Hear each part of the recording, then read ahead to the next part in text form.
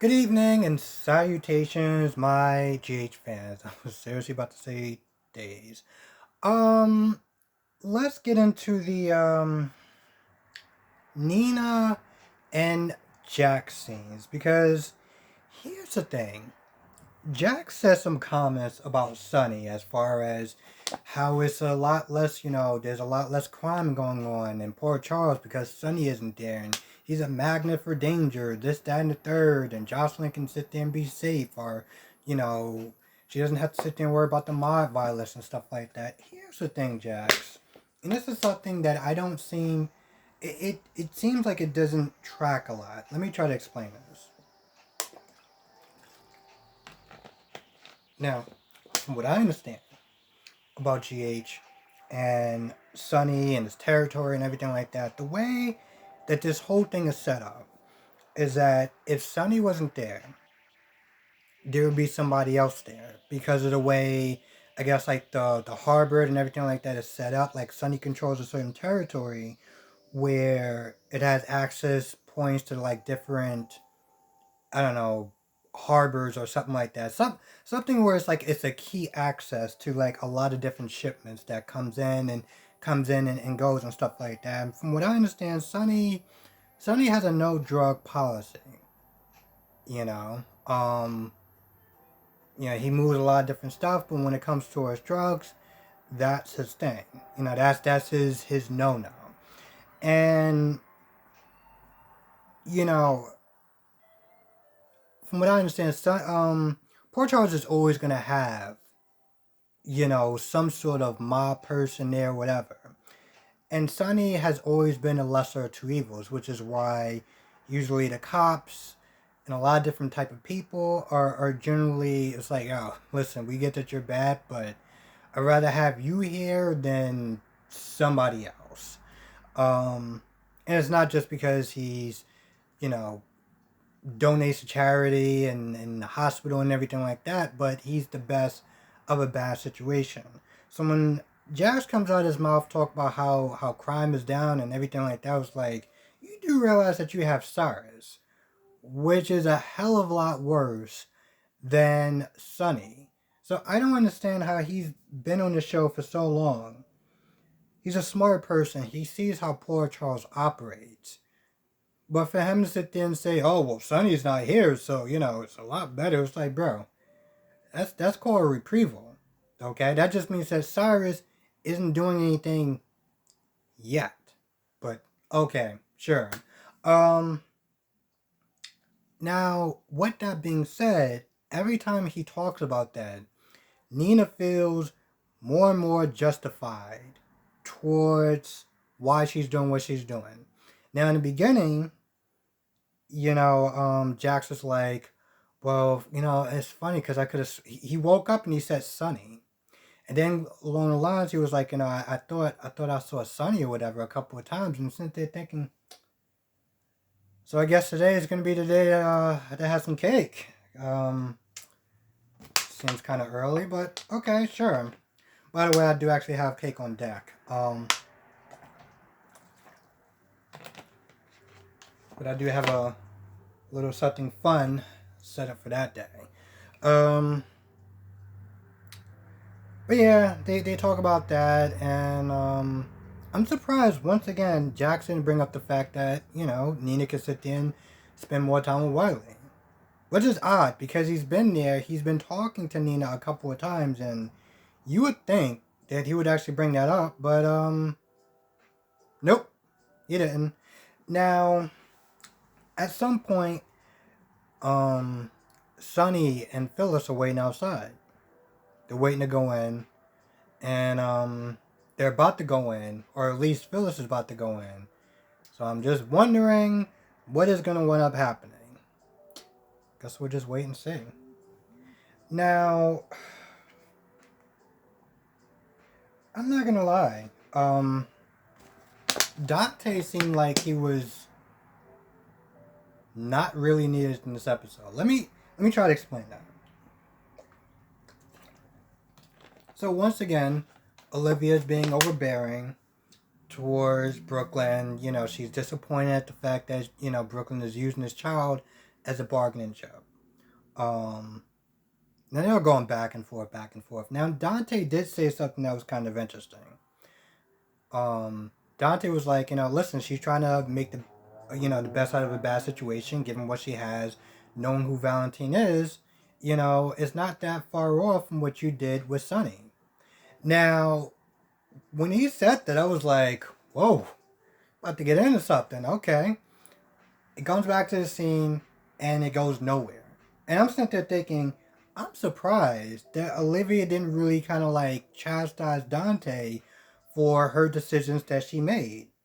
I'm not saying I can understand both sides of why Olivia did what she did with Sonny. I don't think it was necessarily right, but I understood where she was coming from. But I was surprised that she didn't really sit there and give him lip attitude or anything like that. The next scene, and you have Olivia and Brooklyn kind of just like this. And I'm just like, so we we just not gonna talk about that? We just gonna pretend that Dante didn't say what he just what?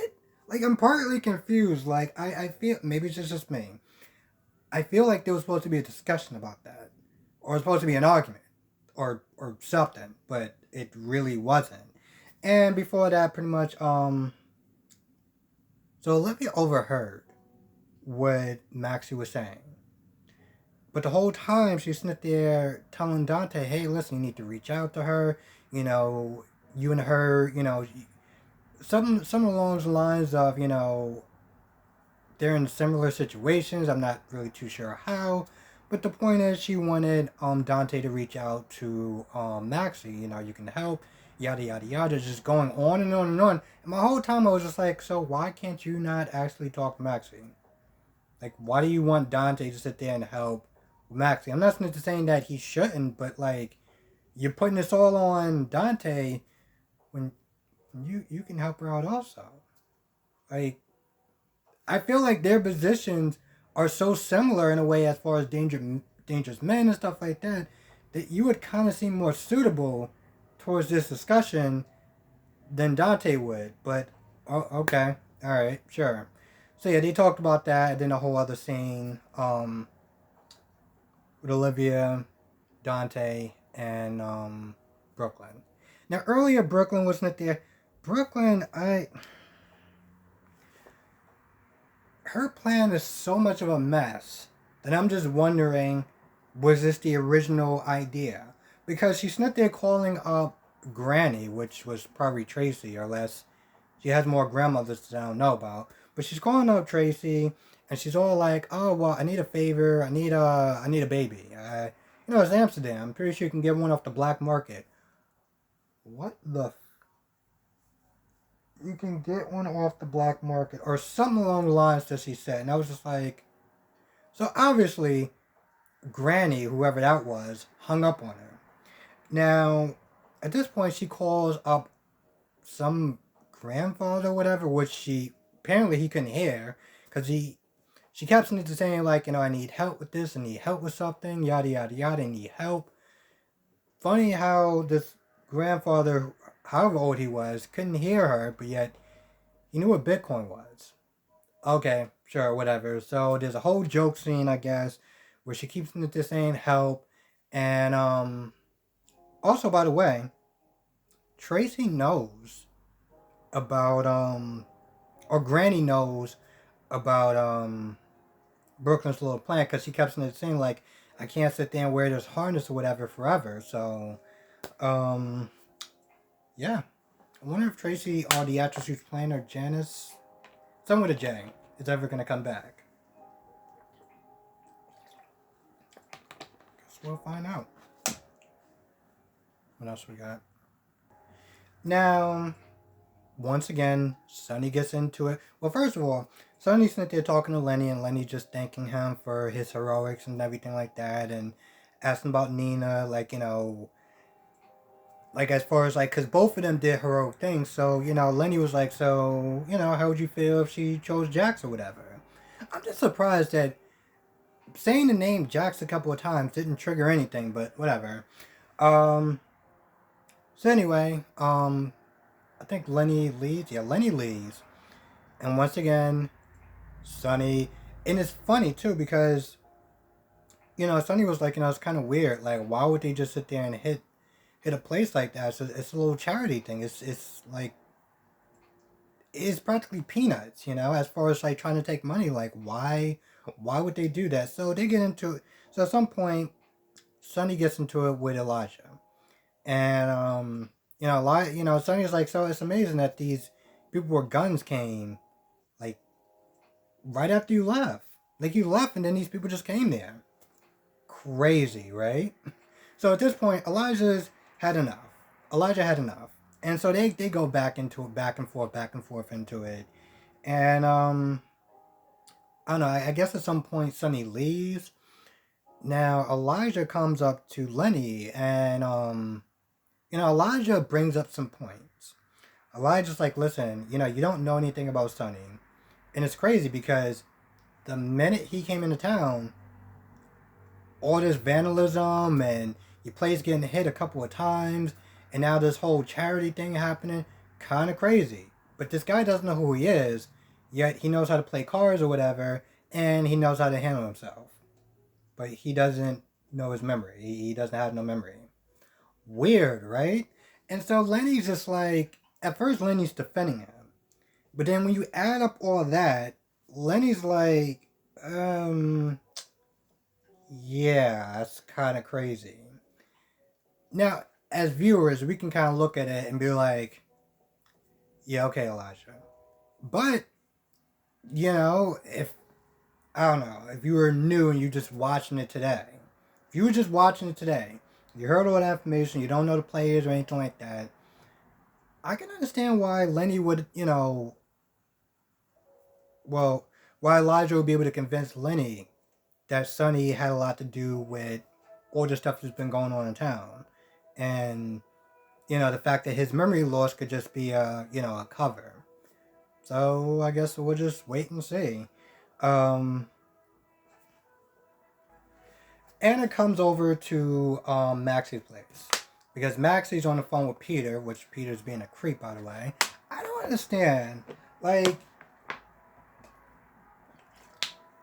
I get 2020 Maxi, 2019 Maxi actually looks pretty hot. Alright? But, I mean, you gotta go through all that trouble. You gotta practically damn near kill a person, be creepy as hell, just sit there and try to get this woman back, and you think that, like, she's not gonna find any of this stuff creepy? Like, like, I don't understand how this works in his head. I guess he's a sociopath, so I don't think I ever gonna understand that. Anyway, he winds up calling Maxi, and Maxi's like, yeah, well, I was up all night, and I'm not really feeling too well, and just want to just rest all day, and, Peter's getting, like, kind of anxious, like, I may not see you into the birth. I mean, that's be kind of weird. Like, just the way he was talking was just like, Jesus Christ, dude. Like, you honestly think that that's attractive? Like, what you're doing right now? Like, you think that's sexy? Like, so anyway, Peter is frustrated. So he calls up, and which Anna's not there talking to Finn, and the vial helped a little bit, but he's still trying to isolate, cells and gene stuff that I'm not going to really try to understand. So they talk real quick. Anna and Finn talk real quick, and then Anna gets a text from Peters, and it's saying, yo, you gotta speed up this whole process. This whole Maxi me thing, it's not happening fast enough. And, I mean, I don't want somebody to die because of it. So Anna comes to Maxi's place, which Maxi is ready just to slam the door right back in the face. But she comes on in, and at first she tries to be like, hey, listen, so I need you to do a favor for me. I need you to kind of hang out with Peter for a little bit, But she doesn't tell Maxi why. So Maxi is just livid. She's livid, she had enough, and she's just like, yo, you need to leave. But eventually, Anna wound up telling Maxi all of it. About the blackmail, chase, everything. So at this point, Maxi is on board. Maxi's on board, and Peter comes over and acts like a creep. Listen, I This guy, Wes Ramsey, I think that's his name, he does villain and creepy very well. I think a little bit too well, but he does it very well. So he comes over there, and he's just creepy as hell. And Maxie talks a little bit. Maxie goes in the room to find the stuffed animal that Peter lied about, by the way. And at this point, Anna's like, "So, like, we good, right? Like, are you gonna give me the antidote or something close to it, so that way, Chase can be like the land of a living at this point." Now, Chase is doing a lot worse. He starts off with Willow just talking or whatever. Finn comes in there, and at this point, Chase is starting to get worried. All right, Chase starts to get worried, and here's the thing: as I'm sitting there watching it, Chase gets me worried because Chase has been putting up this front for Willow, and I don't know if this is the macho man kind of thing, like, oh, I'm fine when you like really feel like crap, or something along the lines of that, or just the simple fact that he doesn't want to worry Willow. At this point, he's like, yo, I'm worried. Like, because Willow comes in with a cup, and he still can't work all his muscles and stuff like that. So the cup spills, and when Finn comes in there, Finn's just like, yeah, so we don't really have any news. But we're doing more tests. We're going to find out soon. Just keep up alive, pretty much. Now, Chase is like, there's something you're not telling me, because I think Finn said something along the lines of there's a toxin or whatever. And, Chase is like, you're not telling me something. Like, what's going on? But Finn is like, nah, it's fine, it's cool, whatever. And they go back. Now, hold on. I'm missing something. So at this point, Finn and Liz go back. Now, they're sitting there talking, and I think this is before. At some point, they're talking about Jason and Anna and stuff like that. And, Liz is sitting there talking to how, excuse me, she's conflicted with Jason. Because she's not going to sit there and change the story, but she doesn't want him to go to jail if he didn't really do it for killing, quote unquote, Franco. Now at this point, Finn knows because he talked to Anna about Peter being the real killer. So now he can't say anything, and now it's one of those things you're just like, man, when this whole thing comes out, you are gonna be getting a little bit of smoke, just a little bit. I mean, your brother's life is on the line, so it's not much, but it is a little bit. Um, what else we got? Oh, so let's go back to Chase and Willow. At some point, Chase is getting worse. So worse to the point where he starts having these memories, these false memories of them being married and having kids and everything like that. And Willow's like, what? So she was like, yo, you okay? Because none of this happened. And at this point, Chase goes into like, I don't know, shock or cardiac arrest or something. And so now it's got from bad to worse.